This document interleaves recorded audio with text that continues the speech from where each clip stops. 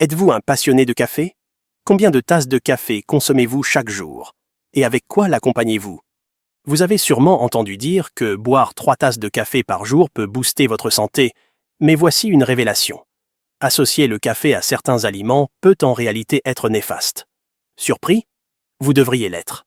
Combiner le café avec certains aliments peut augmenter le risque de cancer et de démence. Oui, même votre rituel café quotidien a ses compagnons alimentaires à privilégier et à éviter. Mais ne vous inquiétez pas, j'ai ce qu'il vous faut. Je suis là pour partager les 3 pires aliments à éviter avec votre café et les 3 meilleurs aliments qui le compléteront parfaitement. Nous vivons à une époque où notre passion pour le café est indéniable. Prendre plaisir à boire du café 2 à 3 fois par jour n'est pas seulement une habitude délicieuse. C'est rempli d'avantages, de la prévention du diabète et de la démence à la lutte contre le cancer et les maladies cardiovasculaires. De plus, la caféine nous donne ce coup de pouce énergétique tant nécessaire, tandis que le riche arôme du café stimule la production de dopamine, élevant notre morale et combattant la dépression. Cependant, il est crucial de savoir que même le café, aussi merveilleux soit-il, peut être nocif s'il est associé à de mauvais aliments. Alors, plongeons-nous dans les 3 pires combinaisons alimentaires avec le café pour la prévention du cancer et de la démence. Et les 3 meilleures combinaisons qui peuvent vous aider à vivre en meilleure santé. Tout d'abord, le pire choix pour accompagner votre café est étonnamment les boissons de café sucrées comme les lattes à la vanille. Beaucoup d'entre vous pourraient prendre une de ces boissons sucrées au café après un repas. Lorsque vous regardez ce qu'il y a dedans, au-delà du café, vous trouvez une énorme quantité de sucre, de crèmes en poudre et d'autres additifs synthétiques. Mis à part la fraîcheur des granules de café, la quantité excessive de sucre est le plus gros problème. Vous savez déjà que le sucre n'est pas bon pour vous, mais pourquoi les boissons de café sucrées sont-elles particulièrement mauvaises pour votre santé? C'est principalement parce que vous les prenez après avoir mangé. Imaginez ceci. Vous avez déjà eu votre dose de glucides et de sucre avec votre repas, faisant monter votre glycémie, et ensuite vous la complétez avec une boisson sucrée au café. Exactement, cela augmente votre résistance à l'insuline et laisse un excès de sucre dans votre circulation sanguine. Ce sucre surnuméraire agit comme des glycotoxines, provoquant une inflammation dans vos vaisseaux sanguins, ce qui peut entraîner un cancer. S'il atteint le foie, il provoque une stéatose hépatique. S'il atteint le cerveau, il peut rétrécir l'hippocampe, responsable de la mémoire, réduisant la taille du cerveau et conduisant à la démence. De plus, l'augmentation de la résistance à l'insuline est un chemin direct vers le diabète, l'obésité, l'hypertension et d'autres syndromes métaboliques. Alors, quel genre de café devriez-vous boire? La réponse est un americano filtré ou brassé et un espresso à base de grains fraîchement torréfiés sans aucun sucre ajouté. En choisissant ce type de café, vous évitez le sucre et les calories qui sont les inconvénients des boissons de café sucré, ne gardant que les avantages du café. Boire 2 à 3 tasses de bon café par jour est vraiment bon pour votre santé. Que devriez-vous ajouter à votre café ou manger avec lui? Il y a un moyen miraculeux de maximiser les bienfaits du café et de le boire comme un véritable connaisseur.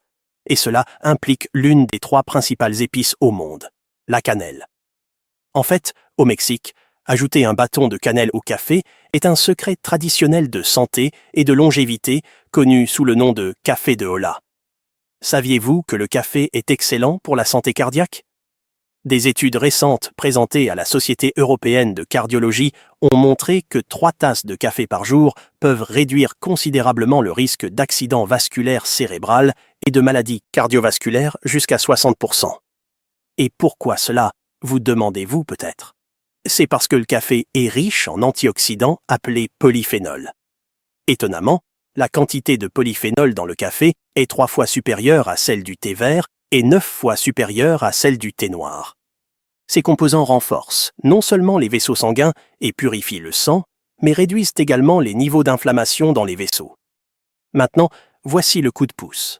La cannelle est également remplie de ces antioxydants miraculeux, les polyphénols. Lorsqu'ils sont combinés, le café et la cannelle créent une synergie incroyable. De manière intéressante, les polyphénols de la cannelle aident à dilater les vaisseaux sanguins et à nourrir les articulations. Avec le temps plus froid qui cause beaucoup de personnes à ressentir des engourdissements et des gonflements dans leurs mains et leurs pieds, combiner le café et la cannelle peut aider à améliorer la circulation sanguine. Vous pouvez soit mettre un bâton de cannelle dans votre café, soit simplement mélanger environ une demi-cuillère à café de cannelle en poudre pour obtenir le ratio parfait. Pour les personnes qui surveillent leur consommation d'oxalate en raison de problèmes rénaux, il est important de noter que la poudre de cannelle contient des oxalates. Dans ce cas, il est recommandé d'utiliser des bâtons de cannelle. C'est une excellente combinaison à essayer. La deuxième pire association pour le café est en fait les médicaments. Cela inclut non seulement les suppléments, mais aussi tous les médicaments sur ordonnance que vous pourriez prendre. Y a-t-il parmi vous ceux qui pensent que parce que la caféine du café accélère le métabolisme, elle pourrait faire fonctionner vos médicaments plus rapidement? Ou prenez-vous vos suppléments après le repas avec du café? Ce faisant, non seulement le médicament devient inefficace, mais cela peut aussi entraîner de graves problèmes de santé. Boire du café quand on est fatigué peut momentanément battre la somnolence et stimuler votre concentration, n'est-ce pas? C'est parce que la caféine dans le café stimule la circulation sanguine, vous réveillant et vous donnant un regain d'énergie. Bien que cela soit génial en soi, c'est très risqué de mélanger cela avec des médicaments. Tout d'abord, les suppléments regorgent de bonnes choses comme les vitamines B, C et D, ou les minéraux tels que le fer.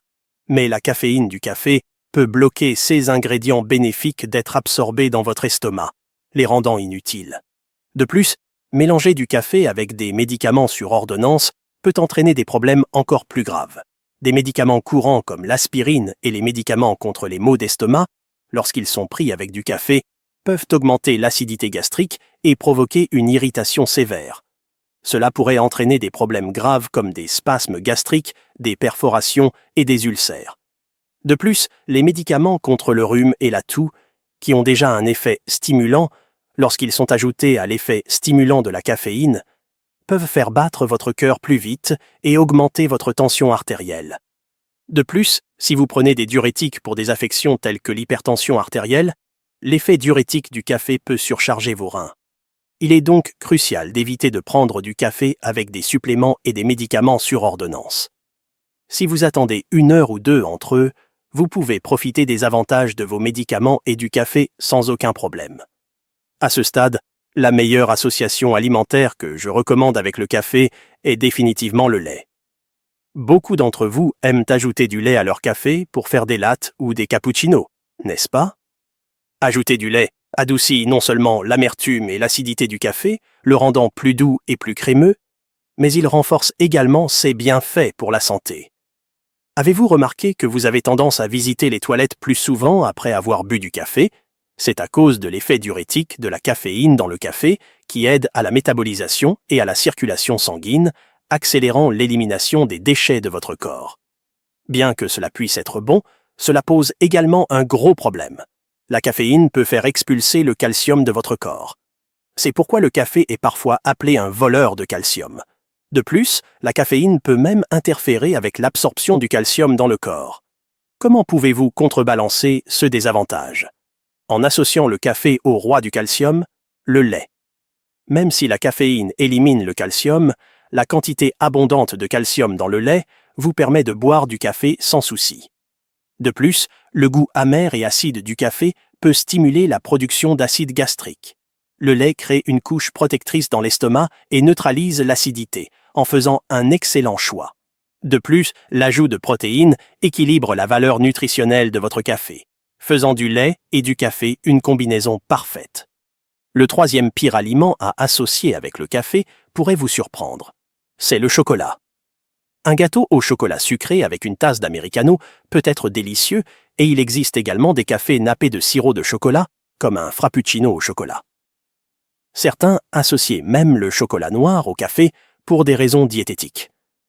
Attendez une seconde. Le café est connu pour aider à la perte de poids, mais savez-vous pourquoi? C'est à cause de la graisse brune. Lorsque nous pensons à la graisse, nous pensons souvent au mauvais type qui vous fait prendre du poids, comme la graisse viscérale, qui stocke les nutriments excédentaires sous forme de graisse blanche dans votre corps. D'autre part, Il y a la bonne graisse brune, qui brûle la mauvaise graisse et aide à prévenir l'obésité. Étonnamment, la caféine dans le café stimule cette bonne graisse brune, aidant à la perte de poids. De plus, la caféine stimule le métabolisme, accélérant la combustion des graisses. Mais voici le hic. Alors qu'associer du chocolat noir avec du café pourrait sembler renforcer les effets sur la perte de poids, cela peut entraîner de graves problèmes. La raison en est que le chocolat et le café sont tous deux riches en caféine. Donc, lorsque vous prenez du café et du chocolat ensemble, vous consommez trop de caféine. L'American Heart Association met en garde contre une consommation excessive de caféine, qui peut entraîner des effets de stimulation sévères augmentant les arythmies. Donc, à partir de maintenant, il vaut mieux profiter du chocolat et du café séparément. La troisième et dernière meilleure association que je recommande avec le café est les noix. Saviez-vous que le café est excellent pour la santé cérébrale et la prévention de la démence? C'est vrai. La caféine, dans 2 à 3 tasses de café par jour, arrête en fait la formation de protéines tau, qui peuvent causer la démence. De plus, les antioxydants dans le café protègent et aident même à régénérer les cellules nerveuses du cerveau. Cela signifie que le café peut améliorer les capacités cognitives et la mémoire. Et il est vraiment bon pour prévenir la démence, la maladie d'Alzheimer et la maladie de Parkinson. Et voici où cela devient encore mieux. Lorsque vous associez des noix à votre café, vous créez une synergie incroyable. Saviez-vous que notre cerveau utilise environ 20% de l'énergie de notre corps? C'est pourquoi il est crucial de nourrir notre cerveau avec les bons nutriments. Les noix, comme les noix de Grenoble, sont non seulement pleines de divers nutriments, mais aussi d'acides gras insaturés, qui activent les cellules cérébrales. Cela ne stimule pas seulement votre mémoire. Cela élimine également les graisses bloquées dans vos vaisseaux sanguins, les nettoyant. Donc, une meilleure circulation sanguine signifie plus d'oxygène pour votre cerveau. N'oubliez pas de prendre une poignée de noix avec votre café la prochaine fois. Cela ajoute une délicieuse saveur de noix et améliore également votre santé. Jusqu'à présent, nous avons examiné les 3 pires et les 3 meilleures associations alimentaires avec le café. Ensuite, il est temps de conclure. Au lieu de café mélangé sucré, optez pour du bon café non mélangé ou filtré et saupoudrez-y un peu de cannelle ou de muscade pour une touche santé. De plus, ne prenez pas de suppléments ou de médicaments sur ordonnance avec votre café, mais prenez-le avec du lait à la place. Évitez de prendre du café avec du chocolat et associez-le à des noix pour stimuler la santé de votre cerveau. Comment cela vous semble-t-il? J'espère qu'en choisissant les bons compagnons pour votre café, vous essayerez de partager vos expériences et vos réflexions dans les commentaires ci-dessous. Prenez soin de votre santé. Et rappelez-vous que chaque petit changement dans votre alimentation peut entraîner des améliorations significatives dans votre vie. Je vous remercie infiniment de m'avoir accompagné aujourd'hui. Si vous avez trouvé cette vidéo utile, n'oubliez pas de vous abonner et de mettre un pouce levé. Nous avons hâte de vous retrouver dans la prochaine vidéo où nous découvrirons plus de faits surprenants sur la santé. Partagez ceci avec votre famille et vos amis chers. Prenez soin de vous.